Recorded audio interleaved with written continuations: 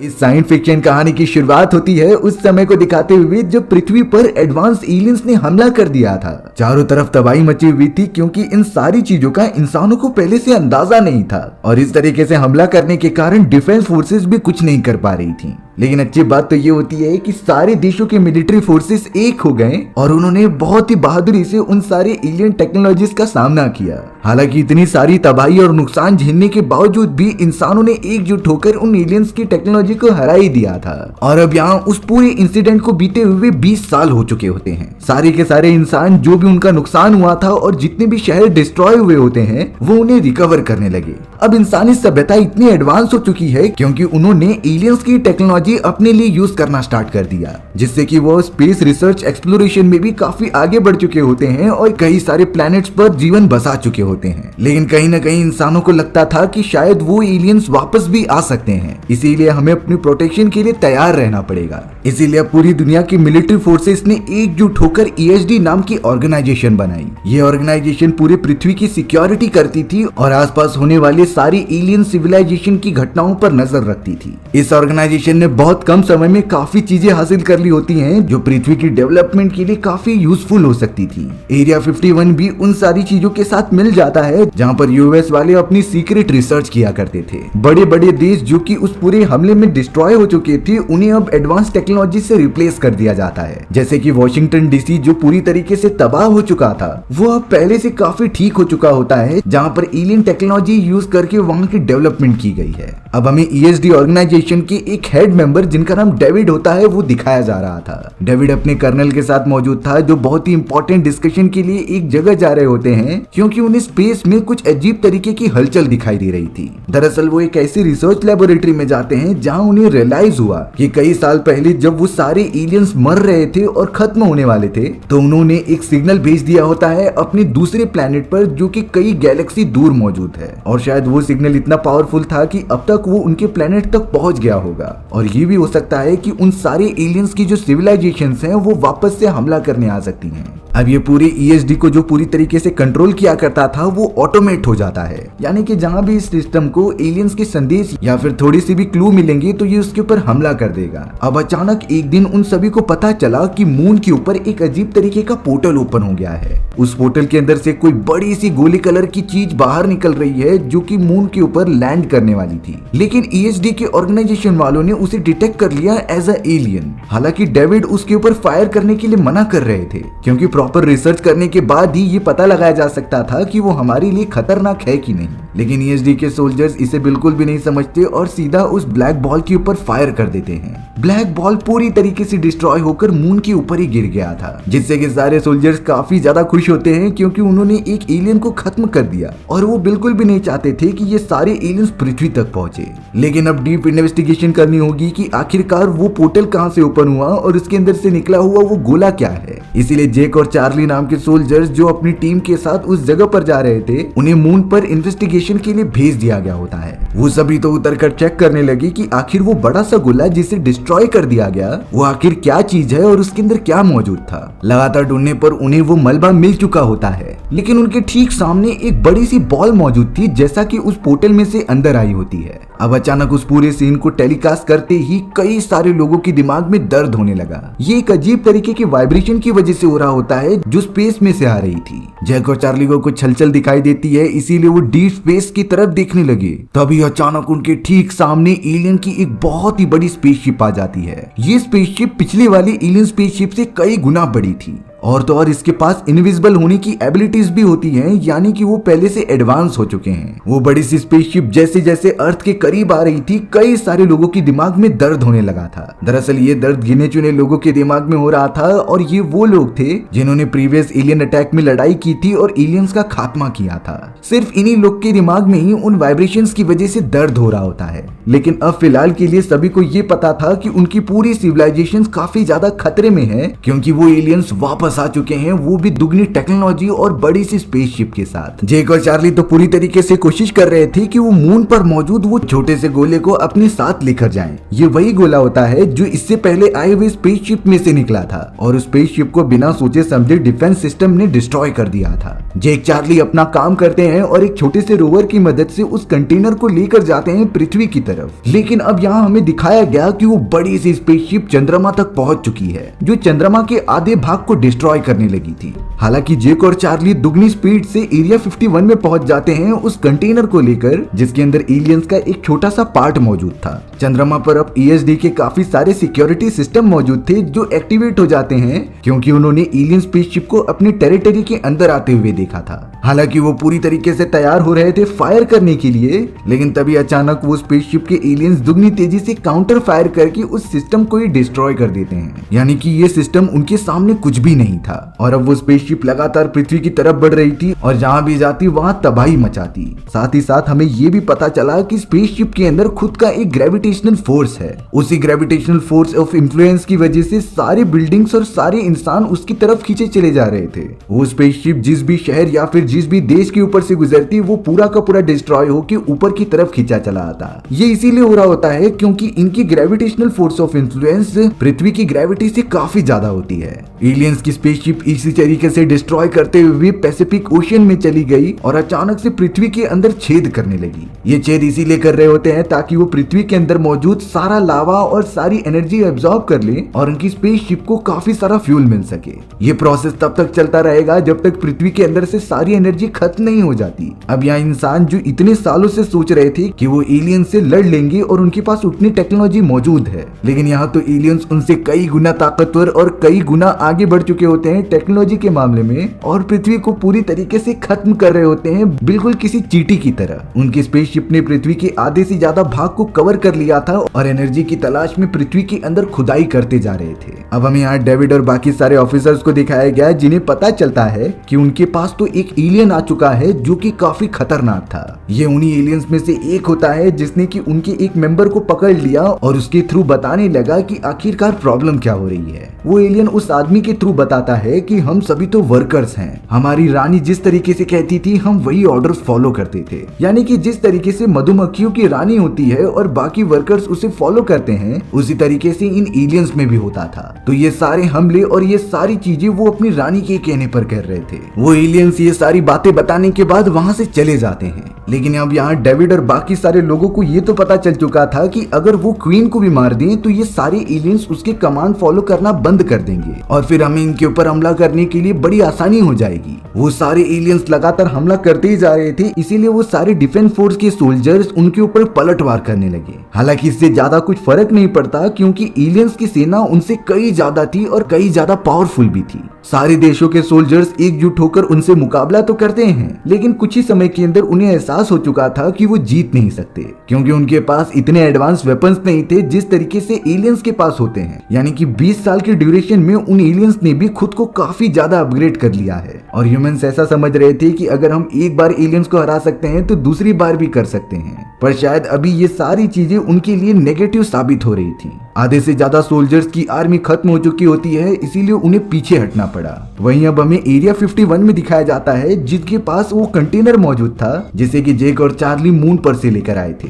उसे पूरी तरीके से काटने के बाद अचानक उसके अंदर से सफेद कलर की बड़ी सी बॉल निकलती है। वो बड़ी सी बॉल तो अपने आप बाहर निकलते हुए ये कह रही थी कि मैं एक वर्चुअल इंटेलिजेंस हूँ। दरअसल ये एक एडवांस टेक्नोलॉजी थी जो कई एंशिएंट सालों से गैलेक्सी में मौजूद है और ये पूरी तरीके से गैलेक्सी का संतुलन बनाए रखने में काम करती है। वो वर्चुअल इंटेलिजेंस अब अपने न्यूरॉन्स को चारों तरफ फैलाकर इंसानी भाषा समझने लगी और कुछ ही सेकंड्स के अंदर उसे बोलना भी आ जाता है। वर्चुअल इंटेलिजेंस लगातार अब उन सारे इंसानों को समझाती है कि कई साल पहले जब हमारा जन्म हुआ था तो हमारा फॉर्म शायद से ह्यूमन जैसा ही होता था, लेकिन कुछ समय बाद हमारे अंदर चेंजेस आने लगे और हम इस तरीके के बन गए। वर्चुअल इंटेलिजेंस ये भी कहता है कि मैंने दुनिया में कई सारी स्पीशीज को स्कैन करके उनका मन पढ़ा है, लेकिन जब मैंने इंसानों को देखा तब पता चला कि ये तो हमारे से मिले हुए हैं, यानी कि कुछ समय पहले उनका भी स्ट्रक्चर इंसानों जैसा ही था। इसीलिए उस वर्चुअल इंटेलिजेंस ने इंसानों के बारे में और जानना स्टार्ट किया। तभी वर्चुअल इंटेलिजेंस को पता चलता है कि पृथ्वी के ऊपर खतरनाक एलियंस हमला करने वाले हैं। तो फिर वर्चुअल इंटेलिजेंस सीधा मदद करने आ गई थी इंसानों की लेकिन जब वो टेलीपोर्ट होकर मून पर पहली बार आई तो इंसानों के डिफेंस फोर्स ने उसके ऊपर हमला कर दिया और उसे डिस्ट्रॉय कर दिया। हालांकि इससे वर्चुअल इंटेलिजेंस को कुछ होता नहीं, पर वो थोड़ी समय के लिए डिस्ट्रैक्ट हो गई थी और अब उसे साफ साफ पता है कि ये एलियंस पृथ्वी पर क्यों हमला कर रहे हैं। वर्चुअल इंटेलिजेंस बताती है कि इन एलियन सिविलाइजेशन ने मेरे भी प्लेनेट को डिस्ट्रॉय कर दिया और अपनी स्पीशीज की सिर्फ मैं ही एक अकेली बची हूँ।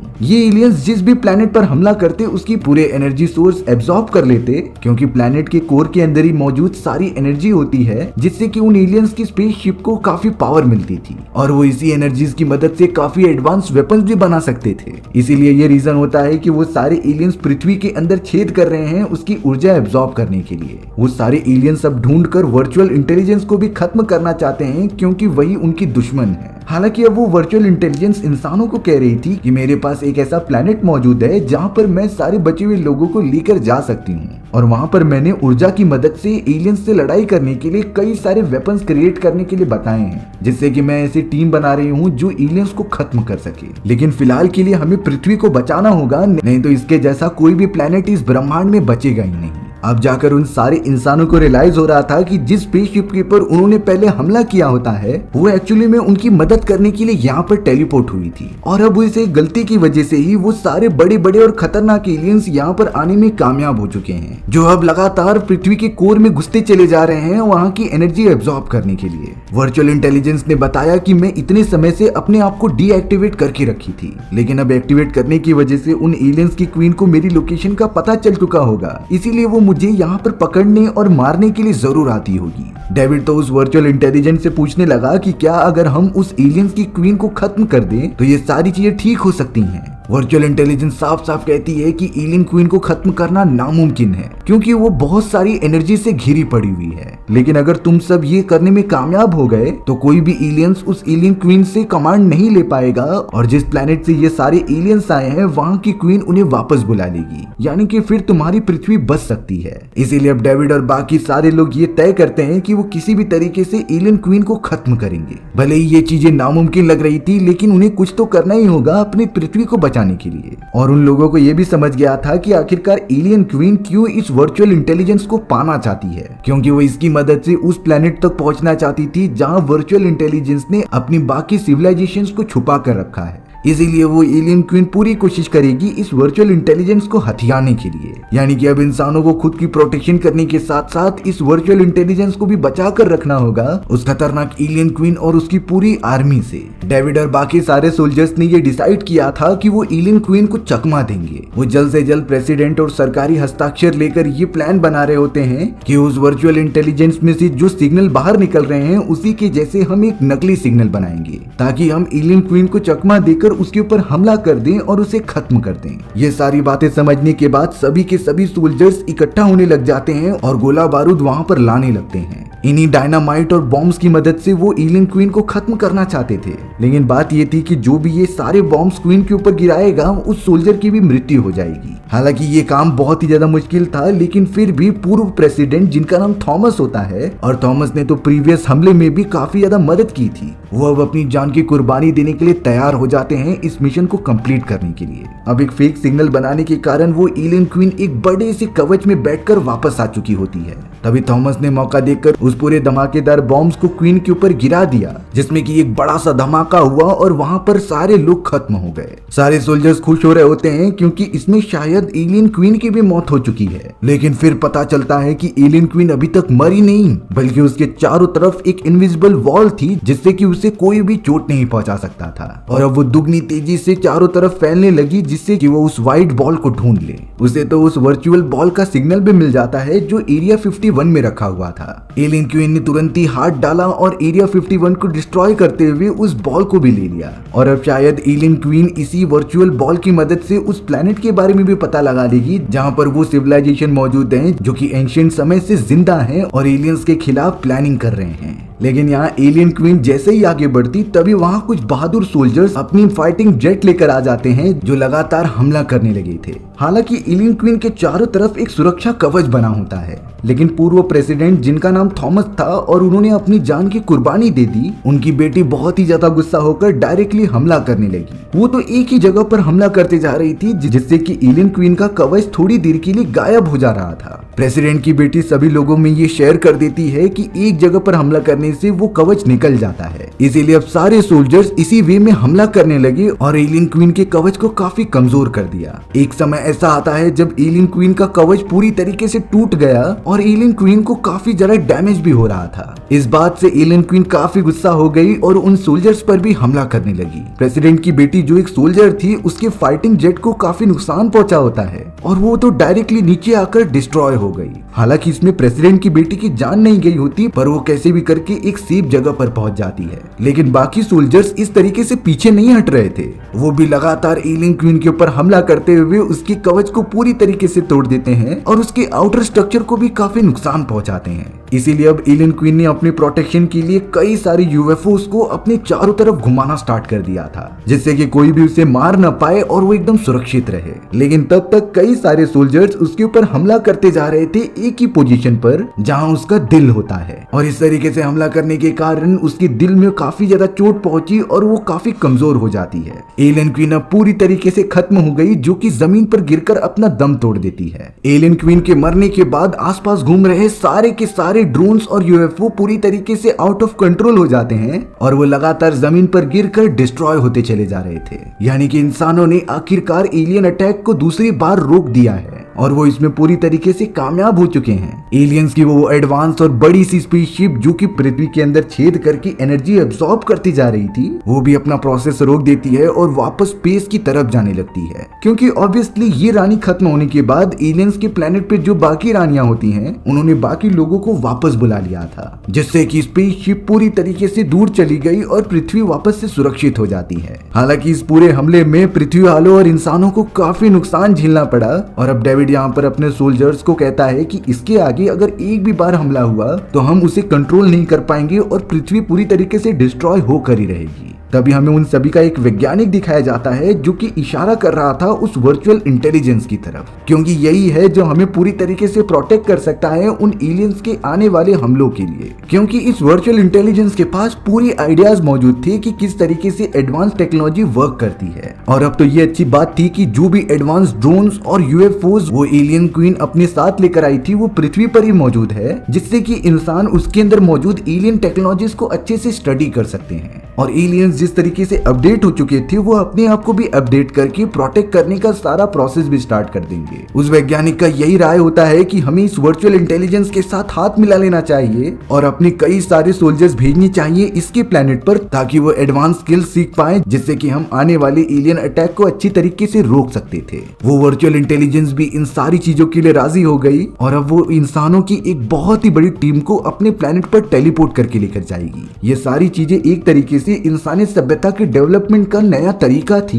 और हो न हो आगे चलकर इंसानी सभ्यता पूरे ब्रह्मांड में सबसे पावरफुल बन जाएगी, क्योंकि अब उन्हें रियलाइज हो चुका था कि ब्रह्मांड में कुछ ऐसे एलियंस भी मौजूद हैं जो किसी भी प्लेनेट को पल भर में डिस्ट्रॉय कर सकते हैं और हमारी पृथ्वी तो उनके सामने कुछ भी नहीं। इसीलिए उन्हें खुद को प्रिपेयर करना पड़ेगा आगे आने वाले किसी भी हमले के लिए, जिसके बाद हमारी ये एडवेंचरस कहानी यहीं पर खत्म हो गई। सो व्यूअर्स, आपको ये स्टोरी कैसी लगी कमेंट सेक्शन में बताना भूलना मत, और अगर आपको मेरा एक्सप्लेनेशन 1% भी अच्छा लगा होगा ना, तो वीडियो को लाइक एंड चैनल को सब्सक्राइब जरूर कर देना। मिलते हैं इसी तरीके की मजेदार वीडियोस में, तब तक के लिए बाय बाय।